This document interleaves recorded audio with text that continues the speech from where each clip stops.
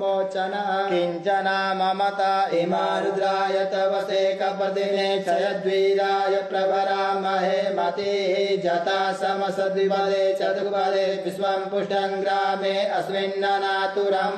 जाते रुद्रशिवा तनुः शिवा विश्वाहा भेखजी शिवा रुद्रस्य भेखजी तया नो मिडजीवसे परिणो रुद्रस्य हेतिर्विनक्तु परित्वेकस्य दुर्मतिरगायो अवस्थिरा भगवद्वस्तनुकमे ध्वस्तोकायतनयाय मृदा मे दुष्टमशिवतमशिवो नः सुमना भव परमे वृक्ष आयुधन्निधाय कृतिं वसान आचर पिनाकं बिभ्रदा गहि विकृतविलोहित नमस्ते अस्तु भगवः जास्ते सहस्रगुंहे तयोन्यस्मन्निव पन्तु ताः सहस्राणि सहस्रशो बाहोस्तव हेतयः तासामीशानो भगवः पराचीना मुखाकृति असंख्याता सहस्राणि जे रुद्रा अधिभूम्यां माते सहस्रयोजने वधन्वानि तन्मसि अस्मिन् महत्यर्णवे तरिखे भवा अधिते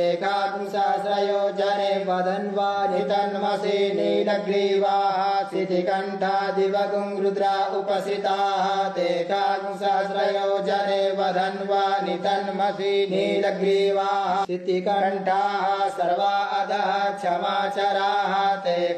सहस्रयोजने वधन्वानि तन्मसि जे वृक्षे कुशग्विञ्जरा नीलग्रीवा विलोहिताः ते सहस्रयोजने वधन्वानि तन्मसि जे भूतानामधिपतयो विशिखासाः कपर्दिनः ते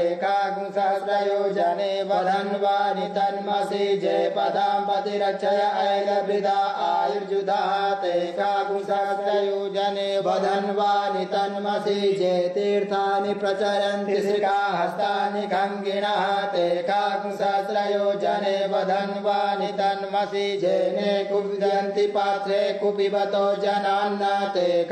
सहस्रयोजने वधन्वानि तन्मसि जयेतावन्तस्य भूयागुंसस्य दिशो रुद्राभितस्थिरे ते